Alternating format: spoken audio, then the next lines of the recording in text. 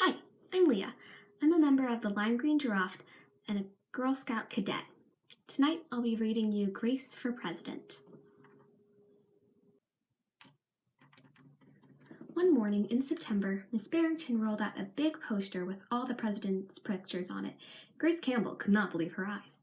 Where are the girls? That is a very good question, said Miss Barrington. The truth is, our country has never had a woman president.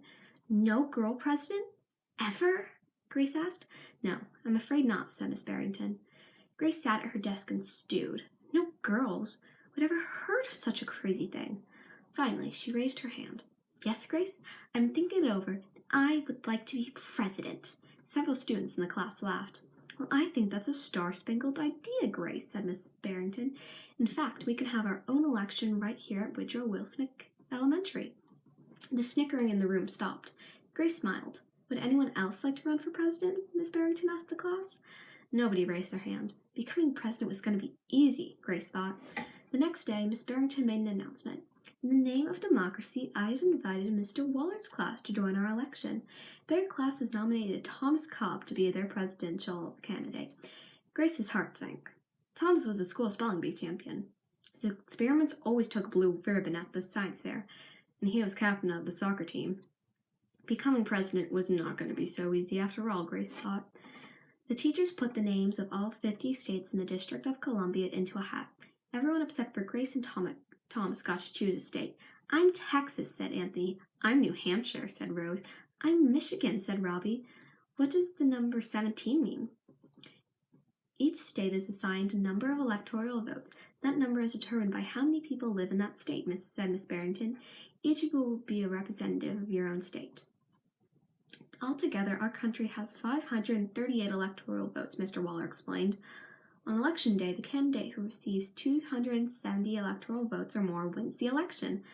Why 270? Asked Rose. That's more than half of the electoral votes, said Mr. Waller. Becoming president really wasn't going to be so easy, Grace thought. Grace came up with a campaign slogan. Thomas came up with his own campaign slogan. Grace listened to what issues were important to the students, and she made a list of campaign promises.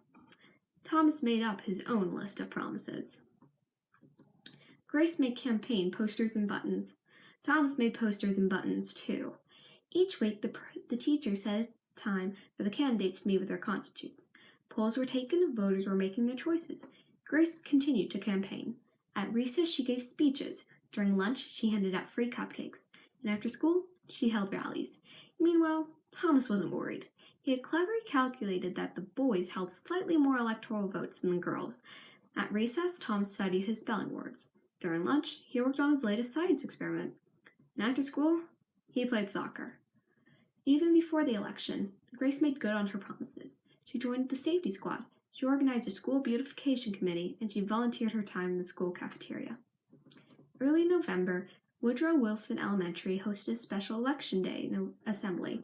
Grace and Thomas took their places as the school band began to play.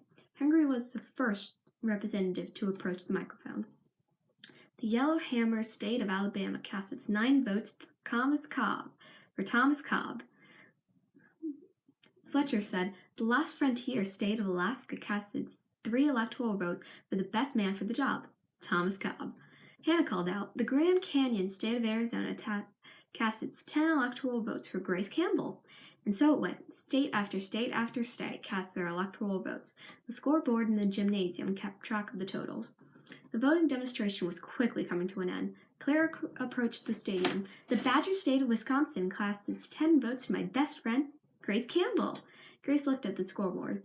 Thomas had 268 electoral votes. She had 267. There was only one state unaccounted for, Wyoming. Thomas grinned. Grace felt sick. Sam walked up to the microphone. He looked at Thomas. He looked at Grace. He looked down at Grace's homemade flag. Sam didn't say a word. What are you waiting for? Thomas whispered. The band stopped playing. All eyes were on Wyoming. Finally, Sam cleared his throat. The equality state of Wyoming cast its 3 electoral votes for Grace Campbell. The gymnasium erupted in loud cheers and a few boos. Mr. Barrington approached the podium. With 270 votes, the winner is Grace Campbell. Thomas looked stunned. Grace hugged Sam. "Why did you do it?" Sam handed Grace his flag. "Because," he said, "I thought you were the best person for the job." The following week, the students in Miss Barrington's class were prepping for their career day presentations. Grace volunteered to go first. She stood at the front of the room and glanced at the poster still hanging on the wall. "My name is Grace Campbell, and when I grow up, I'm going to be the President of the United States." And this time, everyone believed that she would.